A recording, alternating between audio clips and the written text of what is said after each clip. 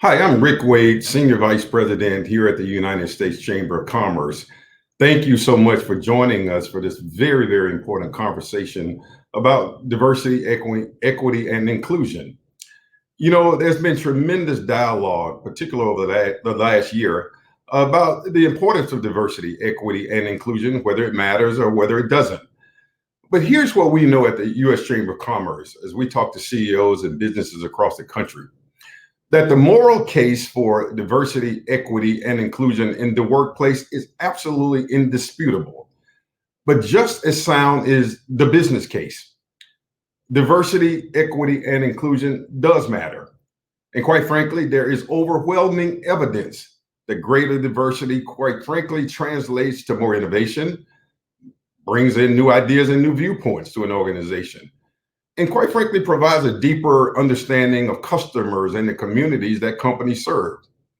Businesses that embrace and execute on diversity, equity, and inclusion perform better across multiple financial metrics. For example, research has shown that companies in the top quartile for ethnic and racial diversity on executive teams are 33% more likely to have more industry leading profitability. So this is not just about a conversation, it's about action, it's about execution in the area of diversity, equity, and inclusion. But it's also about measuring the impact of D&I initiatives of equity and equality, which is front and center here in the United States of America. I'm delighted to have a conversation with a gentleman who is leading the way, John Rice, founder and CEO of Management Leadership for Tomorrow. John has been an executive in corporate America at Walt Disney Company and even the National Basketball Association, a graduate of both Yale and Harvard University. And he knows this space better than anybody. Let's join John and bring John in and have a conversation about the importance of measuring impact. John, thank you so much. I've been looking forward to having this dialogue with you. Rick, thank you so much for having me, and very excited to be engaging and partnering with the Chamber on your very important Equality of Opportunity initiative. Well, you bet. You know, John, I've become aware of the incredible work that MLT, Management Leadership for Tomorrow, does. Tell us more about MLT and what you have been working on for years, and because we're excited about the new partnership that we're engaging with you through the U.S. Chamber. Right. I think the broad strokes, Rick, are that MLT is a national nonprofit that advances racial equity, and we do that by focusing on two fronts. First, on the individual front, we expand economic mobility and accelerate career trajectory for people of color via a multi-stage suite of programs that span college to all the way to the executive levels. And we work with about 2,500 students and professionals each year who receive high performance, sports like coaching, a high performance playbook, as well as the kind of social capital that you and I both know have historically not been as available to people of color. And secondly, on the second front of our work is really on the employer side, with institutions. As you know well, employers are the most important pathway for all Americans to achieve the American dream of socioeconomic mobility and financial security. And so we have a comprehensive suite of offerings for employers to increase DEI and expand racial equity that includes talent sourcing at all levels, helping organizations retain and advance the diverse talent that they have, working with companies and their executives teams on the how-to strategies and tactics to build toward critical mass of diverse talent at all stages of your leadership pipeline. And then most recently, our Black Equity at Work initiative that really focuses on helping employers develop and implement rigorous racial equity plans, and that recognizes them for progress in their comprehensive approach. And we partner with about over 150 organizations that are across all sectors, and we're excited that we've had really transformational results. And we think that both the institutional front and the employer front are critical frontiers, for not just racial equity, but really the current frontier of civil rights work that our country is going through right now. I want to come back to the Black Equity at Work certification and that part of your framework, which I think is absolutely spot on. But I was reading about kind of your thesis behind MLT, and you referenced that diversity can't be random acts of diversity. It's got to be a coherent set of investments aligned with intended outcomes. From where you sit and how you looked at companies, the companies that you work with, do you see that sort of coherent set of investments? And is that something that we should be aspiring to and striving towards across businesses? Yeah, so I think it's really what you just said. It's something that we should be aspiring to. It's something that we should have been doing to date. But I argue that maybe the most important insight that I've had over the last 20 years being fully dedicated to this work is that even the best companies, the ones who are best known for strategy, for execution, the most admired brands, in too many cases are not applying the same level of rigor to their DEI and racial equity plans as they require and assume and apply to every other part of their business. And when you talk about that, what does that look like? Sort of when we in our core business, we think about the importance of a rigorous diagnosis of where we are and why we are where we are. And then when we think about expanding to a new market, launching a new product, buying another organization, we look out 3 to 5 years and say, hey, what does success look like qualitatively and quantitatively? And then we say, well, let's prioritize the areas that we need to invest in so to give us our best chance of achieving that definition of success. What are the interim metrics that we should be striving for in terms of progress? And then what's the organizational approach that we need to hold ourselves accountable? That's kind of how we do business in every other in general. But when it comes to DEI, we actually don't do a rigorous diagnosis of kind of why we are where we are, whether it's the talent, the recruitment pipeline, or the experience of people of color in our organizations currently. And then we also don't have a clear definition of success in 3 to 5 years. And when you don't define what success looks like qualitatively and quantitatively, then it's really hard to prioritize your investment levers. It's hard to have interim metrics, and it's really hard to have an organizational approach that holds folks accountable. So what you get is just what you said in most cases. Is too many organizations, unfortunately, over 90% of them out there, I would argue, that have their DEI strategies and tactics are really defined as let's do better than last year.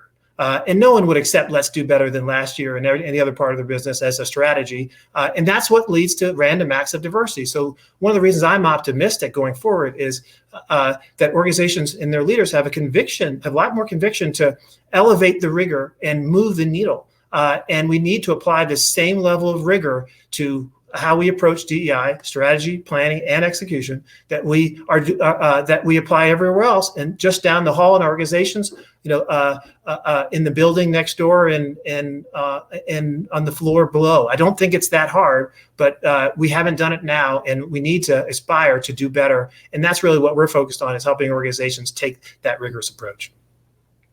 Yeah, I agree. And when I talk to CEOs, in fact, I've testified now before House Financial Services Committee in Congress, as well as just recently House Investigations Committee on Veterans Affairs, talking about exactly what you just described, that you got to be intentional. It got to be very clear. It's got to be measured. It's qualitative and quantitative. In fact, we would argue at the Chamber that this is really a matter of our economic competitiveness.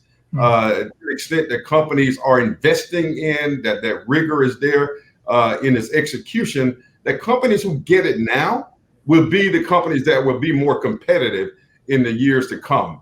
You talked about sort of the Black Equity at Work process and the certification as a part of the process and the framework. Tell us a bit more about what that certification is, how it works, what it means, and is it making a difference? Right. So the top line, Rick, is that we felt that it was important for the nation is going through the racial reckoning that we've seen. It's important that we do everything possible to elevate that level of rigor and enable organizations to take that comprehensive approach to move the needle on racial equity and hold themselves accountable to progress like they do in every other part of their business. And what we found was that there were some gaps and that we could fill. And the Black Equity at Work certification initiative, which will expand to Latinx and Native American very soon, really establishes for the first time, an achievable and absolute standard for what good looks like with respect to racially equitable employer practices that cut across people, purchasing and suppliers, and philanthropy. Think about it's sort of akin to the LEED standard in environmental sustainability. We just don't have an absolute standard when it comes to racial equity, and we need one.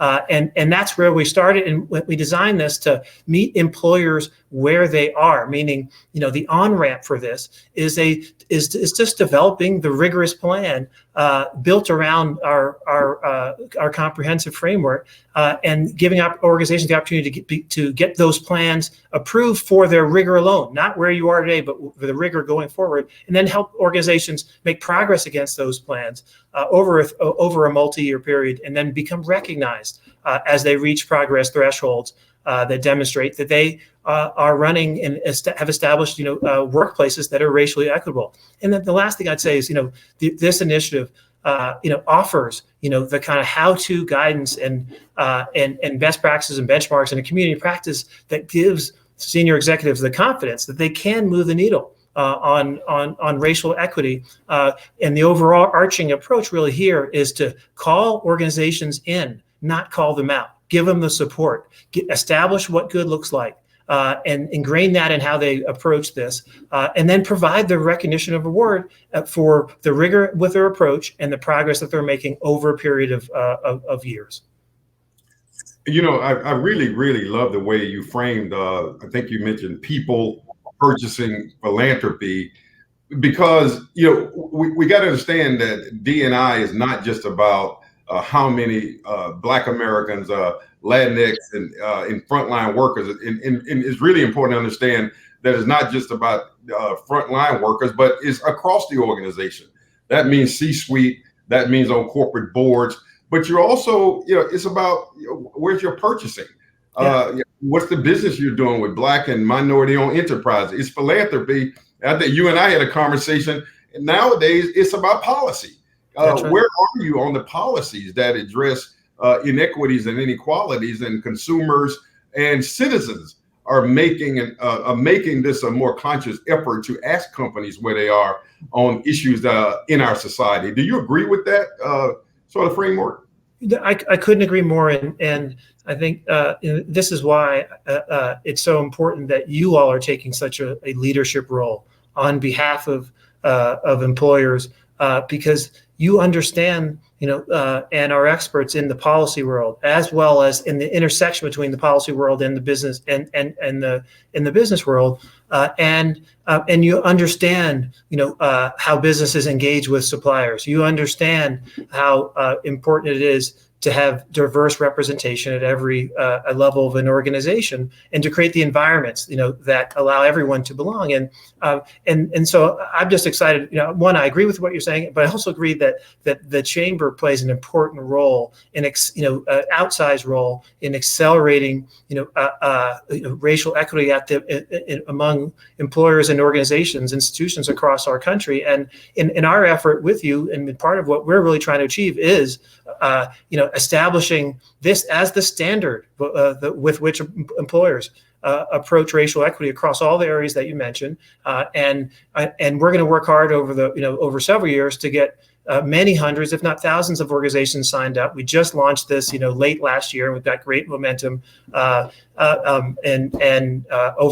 have soon. We'll eclipse the 50 company mark with organizations that are committed to this, with a fantastic group that cut across all sectors, and that's just the beginning. And we feel, though, that it's going to be critical for us to work with organizations like the Chamber, to integrate all these important aspects of racial equity and do it at the highest level, because that's the blueprint that your members need. Yeah. And let me remind our audience, if you have any questions, please feel free to submit them in the chat, and we'd love to get John's perspectives to some of your thoughts and questions. John, we're approaching now a 1 year anniversary of the murder of George Floyd, which elevated and made more visible the issues of race and inequalities in America, perhaps in a way that I've not seen in my entire lifetime, quite frankly. And there's a whole dialogue of whether that was a moment, a movement, was it conversation, was it action? Have the pledges and pronouncements translated to real change? What's your thoughts around that? I mean, how are we seeing progress in our efforts to advance equity? What do you think is the key to keep this momentum going forward, and to use your term, in real executional rigor to move into action? Well, you took the words out of my mouth, candidly. I think that to embed this, into employer America in a way that that goes beyond this just being a moment. It's going to require, us to, for leaders, to build upon the conviction that we've seen. Okay, and translate that conviction into rigor. Okay, into a commitment to say we're going to approach moving the needle. Now we've kind of woken up and we've understood that that when we say that we stand against the kind of racism that we saw front and center with the killing of George Floyd and many others, we stand against racism in all forms. That also means that we can't that we have to eradicate any forms of racism within our own workplaces if we're going to be intellectually consistent. So it's going to be important for all of our leaders to have that kind of what I call an intellectual equity mindset going forward. And that starts with saying, committing to the rigor, saying right now, we are going to apply the same level of rigor that's made us successful as an organization on all fronts to move the needle on racial equity and DEI, and that requires holding ourselves accountable. That requires our organization to have a comprehensive approach and strong execution that the same level that we require in everywhere else. And I think otherwise you will see that organizations will fall back to random acts of diversity. I'm optimistic that if we define what rigor looks like, and we fill some of the gaps in the ecosystem, we make it easy for companies, to actually establish rigorous plans and move the needle in terms of execution, then and establish the benchmarks, the best practices that we have in every other parts of Employer America for this. Then I'm optimistic that we'll make progress. But we've got to elevate the rigor. That's got to be sustainable, and we can't move back to random acts of diversity. Yeah, and obviously, it's been said, and I think it's true. I mean, leadership certainly at the top matters, but it is a holistic. I mean, it's an all of an organization approach to advancing it. We got some great questions, John. I want to maybe turn to a couple of these. And one of the questions is, this particular organization starting a diversity inclusion committee. What resources currently exist to inform the discussion, I guess, with this committee and the direction that they should be taking?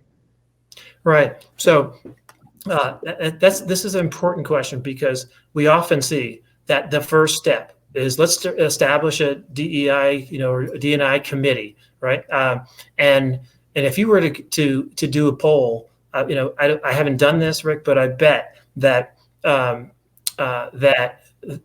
vast majority of major organizations and even small organizations now, mid-sized organizations, have launched a committee, and have had a committee going for a long time. And if you were asked them, are the conversations that we're having, that we were having 5 years ago, are we still having, largely the same conversations that today? And I think that's the issue, is that yes, and establish a committee. That's important to engage in the dialogue, to bring the stakeholders to the table, to begin the process of identifying and really being well informed about why we are where we are and what we need to do to move the needle. But the goal of the committee should be to remove itself, to get to a place where in 1 year, 2 years, or 3 years, that you don't need a committee, that we and that making progress to the point where you're not having the same conversations in 1, 2, and 3 years. So the committee is an important starting point, but that should be just the group that launches the process to develop a rigorous plan that cuts across people, purchasing, philanthropy, and policy, and then establishes the right stakeholders and owners in your organization to drive elements of that plan, and then report back to that committee and make sure that you're making the kind of advancements that enable you to look yourselves in the eyes and say, hey, we're making progress, and we're having a different set of conversations every year as opposed to the same ones. A similar question has come in about appreciating this data-driven approach, which we all agree. I mean, it is about data. We're going to measure it. But what are some of the metrics used? One of our audience members is asking. As they think about data, what are some examples of the metrics that you would recommend as these companies try to measure their progress? Right. Another great question, which is, so we as we built out our framework, and this is we've done, in conjunction with the Boston Consulting Group and a number of great organizations who really understand this work. So it's been pressure tested. We've gotten a ton of feedback from tens of organizations on how we approach this. And think about some of the key areas. As we think about representation, we focus on representation at all levels of the organization, from the board, okay, to down to the entry levels, and we're really focused on establishing a goal, okay, of having 10% Black representation at every level of the organization, and then it's also important that then we think about beyond just kind of representation. You think about the compensation equity, right? And that's just not that people of color are making the same as their white peers for similar jobs, but that's all employees are getting a living wage and the kinds of benefits that we all deserve. And then you can think about in terms of suppliers that on the purchasing side, really setting the goal to move from wherever you are to a meaningful percentage, 10% of your supplier spend, and that's across with Black suppliers and organizations. And that, Rick, is not just, that cuts across your high margin professional services suppliers to everything, even to lower margin, but important tactical suppliers in your organization. Important to be balanced there. And then finally, we think about the kinds of when it comes to investing in our communities, that organizations are applying, a meaningful, have skin in the game with respect to their contributions to organizations that are advancing racial equity in their organizations, and like 1% of pre-tax profits, and then thinking about how can we contribute or invest some of our cash reserves as an organization to Black-led and Black-owned financial institutions. So setting a goal of like at least 2% of your cash reserves invested with community development banks and so forth. So those are a few examples across our framework that speak to specific metrics. But again, the process here is about establishing your baseline, developing a plan to move forward over multiple years, and giving organizations kind of the kinds of reward and recognition for making progress against that plan. Good. Listen, John, we could talk all day because this is very rich and very important conversation that we're having. And thank you again for joining me for this first part of our forum. Our Equality of Opportunity initiative at the Chamber, which is historic, is about the private sector leading not just on policy solutions to address what we call equality of opportunity, whether it's in education and entrepreneurship and wealth and so forth, but private sector solutions, independent of policy. So it's very comprehensive, and we're honored and thrilled to count you as a new partner in our movement, in our work to move from conversation to real action. I love what you said earlier. It's not about calling out companies, but calling in companies to be a part of this effort that's not just good for individuals and companies, but good for our society. So thank you for joining us. Thank you for this dialogue. Look forward to working with you in the days and months and years to come. I'm going to hand it over now to a great friend and colleague here at the Chamber, Tom Quatman of our Capital Markets Division for this next conversation. Thanks again, John. Thank you, and Rick, I want to commend you for being such a fantastic leader individually in this space and advancing this dialogue, for all the work that you've done in the Chamber and all the hats that you've worn over the years.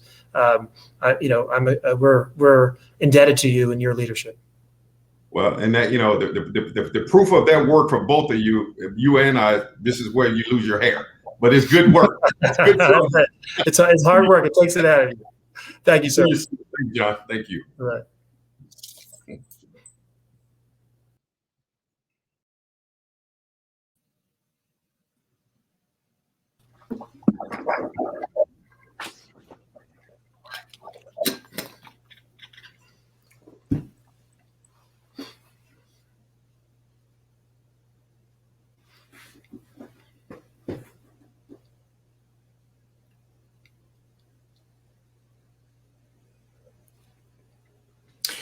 Thank you very much. Thanks, Rick and John, for that great conversation about measuring impact. And, I would just have to say there's not too much hair left up here either. And if anybody's noticing, Rick and I are both in the office. So I don't know, there might be a little bit of a trend developing here.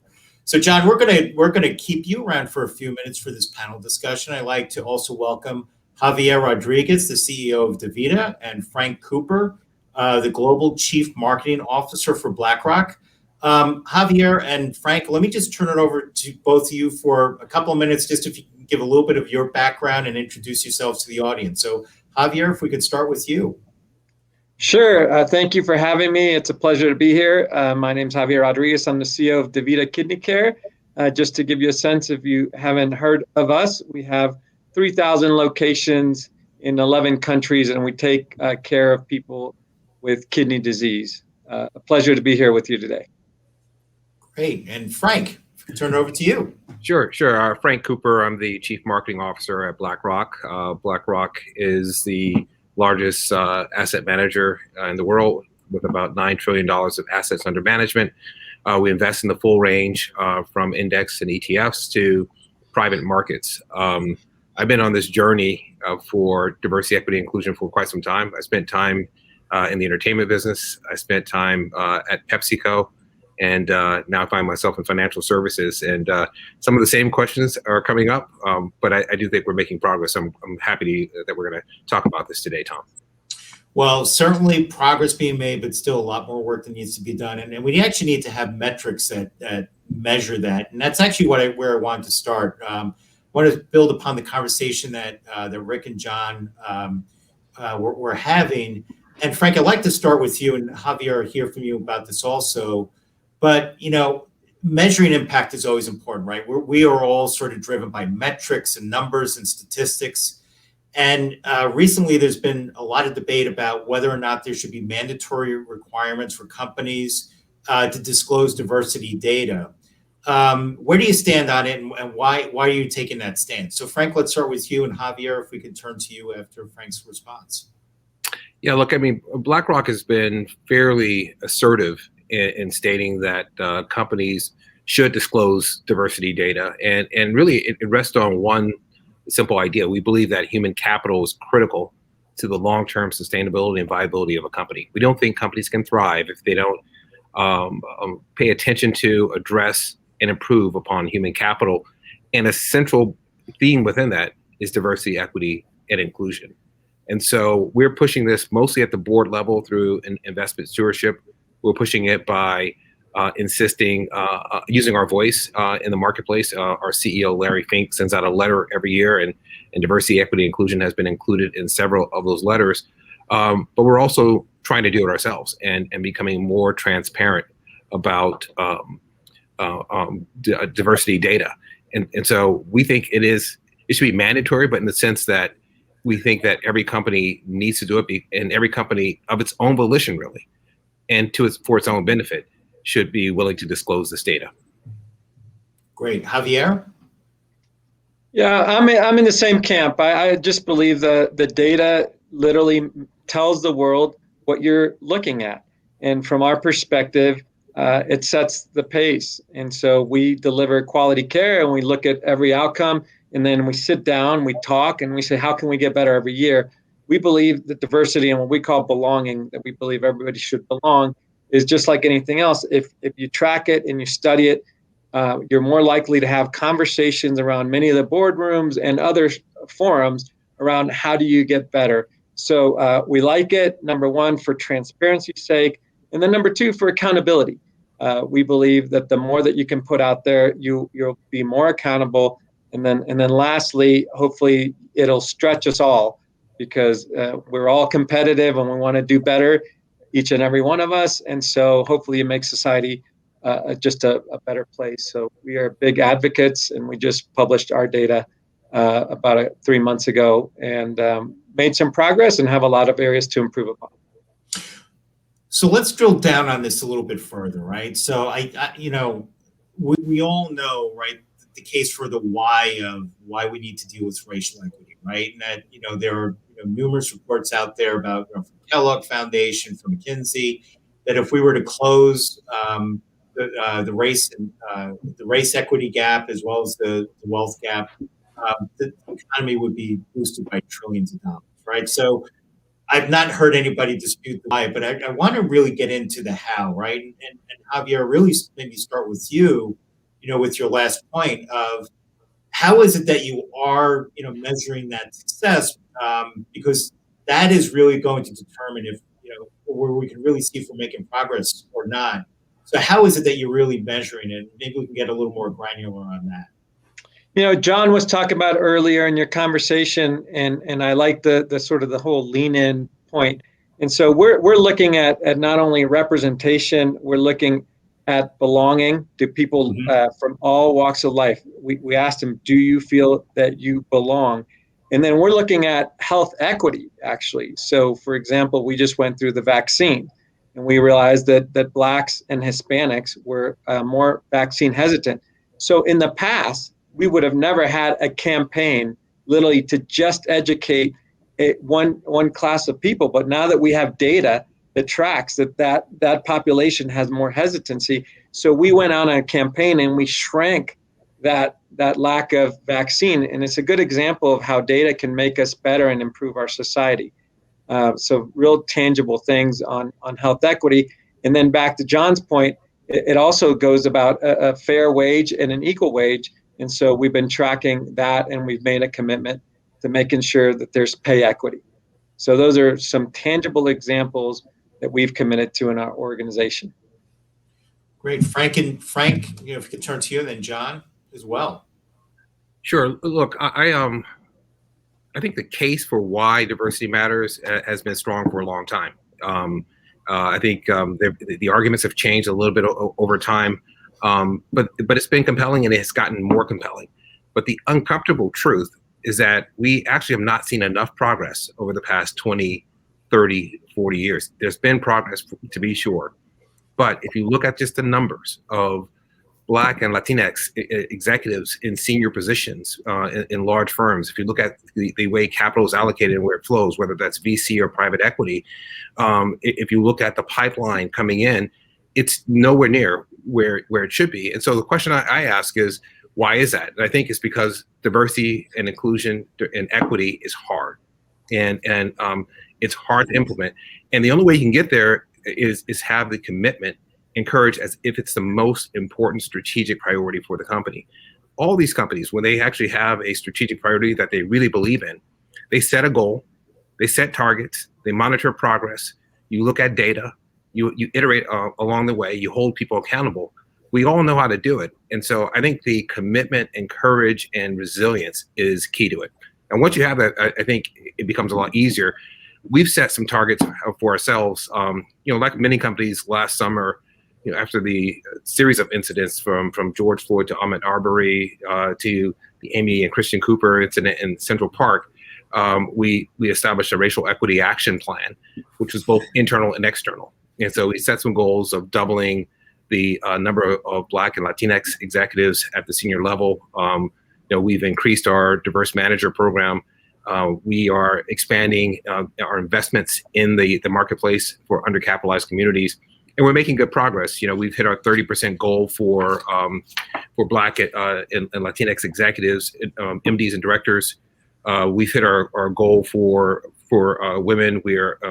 For Asian population, MD and director, we're over the 18% mark where we want it to be.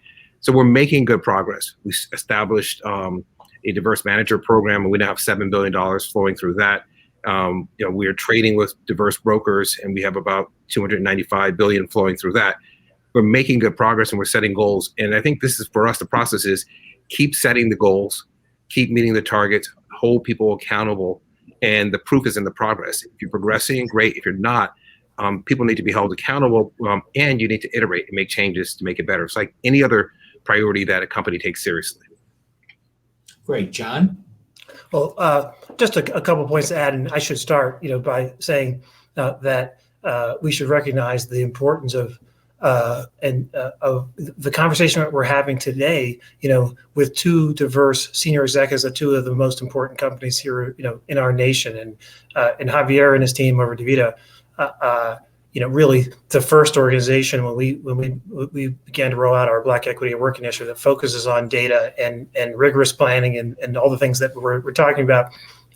They were the first, to say, hey, this really reflects who we are and where we're going, and that's the kind of leadership that we need. And Frank is, as he said, Frank has been at this, all his entire career, and BlackRock as one of our early most committed partners, really focusing on the importance of embedding embedding this work in their in their leadership work as it relates to ESG across the industry, across America, and then internally. So important that we're that these two folks are here, and I want to thank you all for joining. Just a quick point. One is, like, when we talk about data.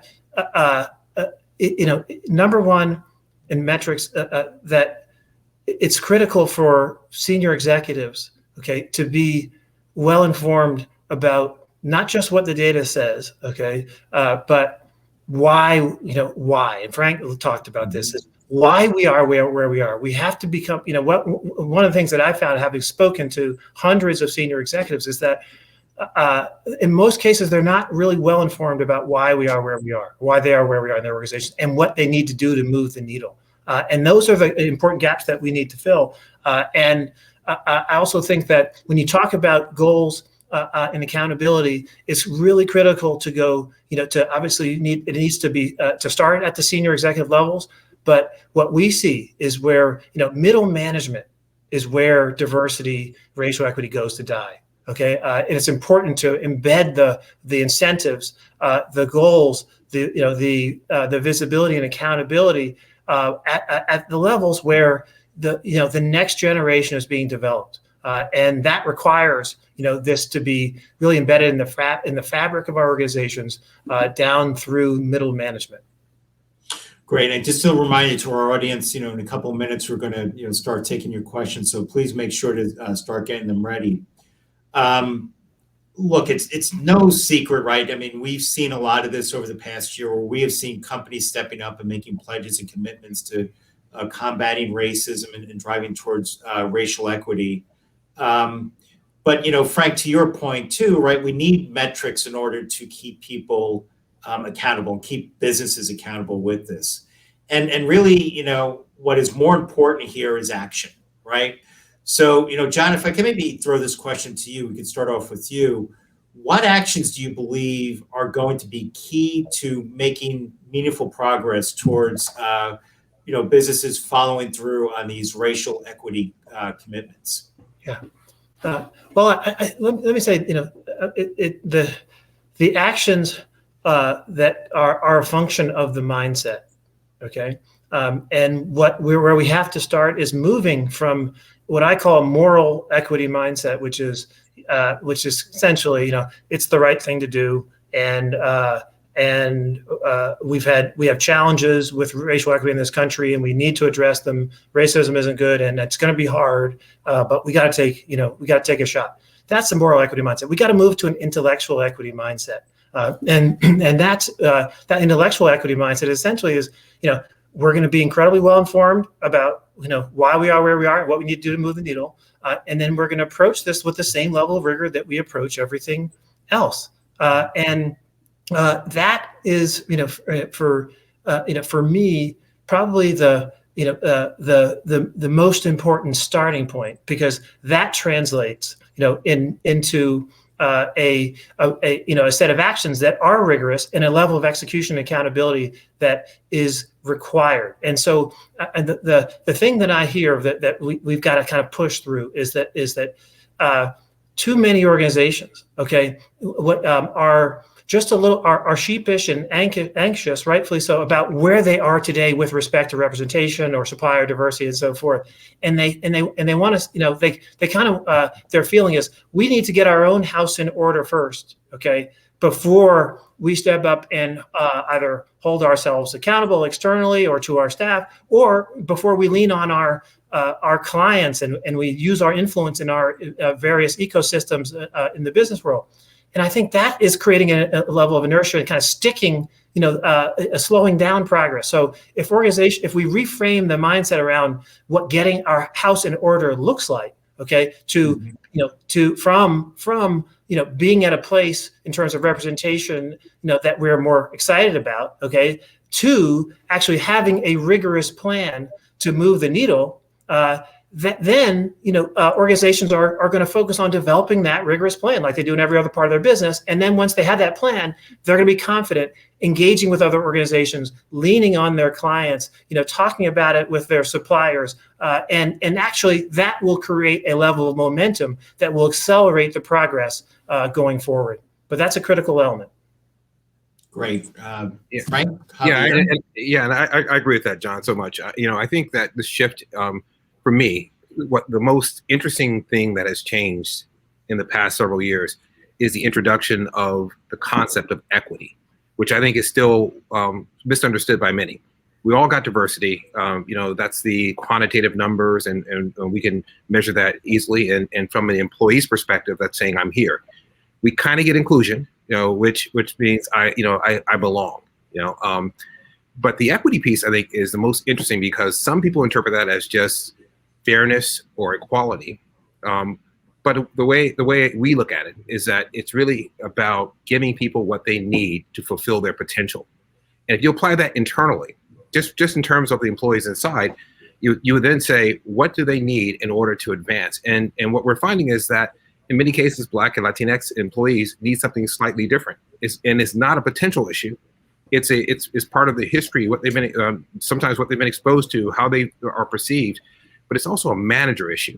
The biggest, as you said, I love the phrase, middle management is where diversity goes to die. And it dies, I think, in some part because of zero-sum racial thinking that, if I give a Black and Latinx employee some perceived advantage, it's a disadvantage for a white male employee, which I think is false thinking. But some of it is that they just don't have the skill set. Like, what do you need in order to give people what they need? You need to have the ability to ask questions in a way that's humble. You need to be able to listen in a way that's motivational. You need to be able to manage diverse views and still find common ground. It's a set of skills that these are hard skills that need to be developed. And then if you look outside, so many executives would say, well, that's the government's part. Why should we actually have to deal with that? Well, if an employee is walking through your front door, before they walk through that front door, they carry an additional burden. And whether it's about their children being stopped by the police or the kind of daily indignities that they might face, reducing that kind of negative current is an advantage even for the company. And so for me, you can measure these things. You can measure whether employees feel more included. I think employee surveys are fine, but I like to measure the outcomes. How many people are moving into positions that really have power? How much money are we allocating to communities that are undercapitalized and underserved? And again, progress is the key, and adapting when you're not progressing is also key, and being held accountable for that. Javier? Yeah, the only point that I would add, I agree both with John and Frank, is that we're hearing from our teams they need training, that these conversations, in order for them to be real, you need to be more vulnerable. And in a world that's a little loud right now and political, that people are feeling they want to lean in and they don't know how. So one of the things that we did is, I don't want to hear any more of that. let's hire coaches. And so we've hired coaches and we've taught people to have that conversation. And we're leaning into different chapters a month on privilege, on power, on all of these topics that are very rich. But the more you talk about it, the more comfortable you get about bringing up the real things and the more progress you get, as opposed to just sort of being frozen. And so, again, I think one of the things that you're hearing from the panel today is a bias toward action, that the world right now is got a lot of momentum and a lot of energy. And let's take advantage of that because the dialogue is very active. And so if you're not having it, it's a little like sex or drugs at home. If you're not having the conversation, they're having it somewhere else. So invite that conversation into your boardroom, into every session. And trust me, it's just going to be freeing. The environment feels just so much better. So what you're talking about, it's more of a holistic approach, right? It's not that one part of a company owns it. It's the company owns it, and it has to be everybody being a part of that. When you start talking about belonging, and you'd be amazed how many roots that comes out. You can talk about it with Ladins and Blackwater, but all of a sudden you get into a million other topics that are very rich. And then the more people educate and the more comfortable they become, the more that you can have all these other conversations that we have. So it just opens up the dialogue for a more real conversation and being less quote unquote professional and more about let's talk about the inclusivity of our lives and the fabric of how we talk. So taking a question from the audience, how do we take this beyond the, check the box, for diversity initiative? Should there be a DEI committee? Should there be some form of DEI training? How do you effectuate change rather than just having something that's been, popular or convenient for the moment for the organization and make sure it's lasting? So Javier, maybe we could start there with you. I think for us, what's really been very, very powerful is to embed it in all conversations. So I really dislike it when you separate things into one committee or whatnot, because then it feels like you outsourced it to them while you need to have accountability. It's a little like culture or anything, your values. You don't outsource that. You don't have a department of your values. You just embed it into everything that you do. So for example, when we talk about talent, when we talk about succession, there is an element of embedding that. When we talk about coaching, when we talk about role modeling, we talk about all this. So I think if you want to start off with a committee just to get a little comfortable, but please make sure that you supplement it, because it's really, the real conversations are unlikely to be had at a committee level, but rather it's to make sure that the cumulative results are actually getting the traction that you want. Great. John and Frank, do you have a view? Frank, I'm happy to go. Do you want to take the next one, or do you want me to chime in? Well, I'll just say one quick thing, John, and I'll pass it to you. I don't have a lot to add to what Javier said. I think that was spot on and exactly what how I view it. I will say that even if you have a committee, the key to me is how do you make it core to the operating model of the company. Whenever DEI is viewed as a bolt-on or a compliance issue or a a defensive thing that you need to address, it's really hard to sustain that. And so how do you bring it to the core? How does it flow from your purpose? How does it become core to your culture? So when you're identifying, attracting, retaining, promoting, and compensating employees, do you have a process for that? And I think one committee can't do that.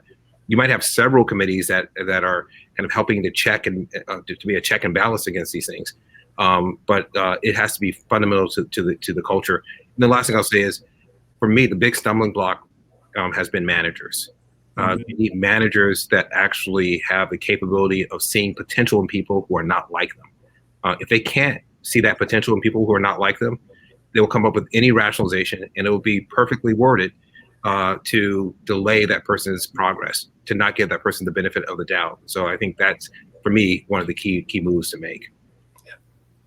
John? I'll just say very quickly, the way to move beyond the check the box and approach is you got to have you got to have a framework for what you're shooting for. That's what we tried to develop with this Black Equity at Work framework. And if you have a framework for what success looks like, okay, what good looks like, then you can develop a rigorous plan.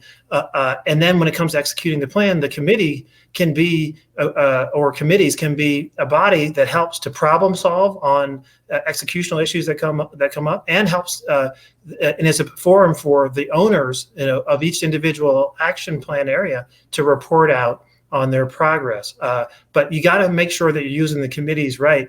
You have to have people out, who may or may not be on the committee, but ultimately are in, various levels of the organization at the end user level, who are accountable, who have the bandwidth and the how to execute on the key change management initiatives, and report back to committee and get help from the committee. But you got to be careful about asking too much of any one structure, because we don't do that we don't use committees that way in every other part of our business. Yep. Well, let me, taking another audience question, and this goes back, I think, a little bit towards the start of our conversation where we were talking about metrics, right? And we've all talked about, measurements being important in terms of accountability. But the question here is, what data should be considered to determine the baseline? Because obviously you need that baseline to start off with. So, gentlemen, I'll throw it open to you. Who would like to start that one? John, that sounds like you to me. Yeah, I'm sure. I'm happy to take the first shot, and you can build. Sure. Look, as you think about the baseline, it's important to have an understanding, first of kind of where you are, and the way we think, and then you have to figure out and really dig into what's most important, which is why you are where you are. And then the action plan actually is addressing the whys just as much as they're addressing the the baseline numbers. And the baseline numbers need to be focused on everything from representation at the board level, senior management, middle management, the overall organization, baseline around compensation equity, baseline around where you are with respect to living wage and benefits, and then where you are on issues related to how you're deploying the company's capital with your from a purchasing and supplier standpoint. You have to understand that, and what we find in too many cases is actually organizations are not even tracking that. So you have to track supplier spend in different categories to establish that baseline, and then you have to understand what the baseline is for how you're deploying your cash reserves, for example, how you're deploying your philanthropy. So these are areas that are, again, most important, which is they're not in one area. They're not all about people or representation. They cut across in a comprehensive way. And these are the things that are to facilitate what Frank and what Javier talked about with respect to people in the organization sensing, A, that leadership gets it and that they're committed, B, that they feel like they belong. Okay, and that they have fair chance, equitable chance to advance in the organization, contribute more. And when they see that the organization is spending money with diverse suppliers externally, or investing in organizations that are important to advancing Black equity, and whether they're social related or they're real financial return investments, doesn't matter. But they have to see those things that the organization is doing in order for them to feel like this is an organization that makes me feel like I have my best opportunity to contribute the most that I can, and to grow and to be a place where I can bring my best self to. Great. Frank, Javier, anything you'd like to add? I'll just echo John. For me, it's the why and setting the tone. We have literally an opportunity to change the way the world has operated. There is an appetite and there's a different listening right now. There's that skepticism. Can it be different? And for me, that really inspires me and energizes me. And the more I've talked about it, and the more that I've created that room in the boardroom, so to speak, the more that it's taken on. So momentum is built on momentum. And when we've gotten away from what's the right starting point, what should we measure, whatever, it's a little like you say, you're going to go get fit, and you worry too much about whether you should run or swim or eat better. It's like, look, just get off and start doing some, and then you can track it over time. When John first came out with his framework on equity, to me, we started to go and tweaking points and whatever, and then we said, stop. Does it have the right categories? And the answer is yes. Does it provide a framework for us to get better? The answer is yes. Do we think that we will have a more equitable and a stronger belonging? And the answer was yes. Then we said, let's endorse this amazing framework and get going. And so for me, there's a big, as you can see, momentum and energy toward action. Frank? No, I have nothing to add to that. I'm in total alignment with that. I think the framework is absolutely key. Javier, you're right. I need to apply that to my workout routine also. So that I don't procrastinate. But it certainly works on the diversity, equity, inclusion side, and it's one of the reasons why we partner with MLT on the Black Equity certification, is because what we know is that AMAP and a framework is better than none at all, even if you don't think it's perfect. And I think this one is actually the one that has gotten us the most focused on the areas that we think can allow us to progress. And so we're excited about that, having that framework and applying it. The last thing I'll say is this, though, is that, and Javier, you touched on this, is the mantra has to be action over words, because you can spend a lot of time trying to perfect memos and beautiful statements and even produce videos. But right now, action, action, action. In fact, I would say demonstrate first, talk about it later is really the mantra I would follow. Well, Frank, I think that is the exact point where we should end at. We're at time, but I think that's exactly the point, right? Because we're obviously, we're coming up on a very important anniversary, right, with the deaths of Mr. Floyd and then the racial awakening, and there's been a lot of outpouring of commitments and pledges and whatever, but it's really keeping that action, that sustainable action going. So I think that is an important point. And I think that's something we want to come back and talk about further. So first off, John, Javier, Frank, I really want to thank you for this conversation. We could have kept it going a lot longer, but I really do thank you for your commitment to keeping people's feet to the fire and keeping this going. So really want to thank you all for your commitment with that, and for the business community's commitment. I'd now like to turn this program over to Latricia Boone, who's the Senior Vice President for the Equality of Opportunity Program here at the Chamber. And Latricia, let me turn it over to you.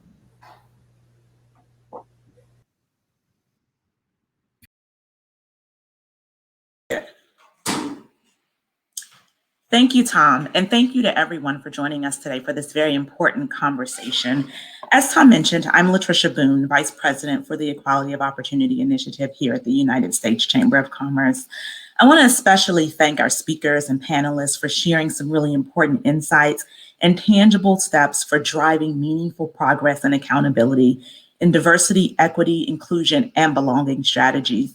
The U.S. Chamber launched the Equality of Opportunity Initiative to develop and advance private sector solutions and scale impactful programs that help close race-based opportunity gaps. We are proud to partner with more than 600 state and local chambers and national business associations across the country to advance this work, which is a priority to our members who understand that racial equity is not only morally correct, but is essential to our long-term growth and competitiveness as a country. We know that this progress does not happen overnight, but with steady, consistent efforts, we can help close race-based opportunity gaps and achieve sustainable change.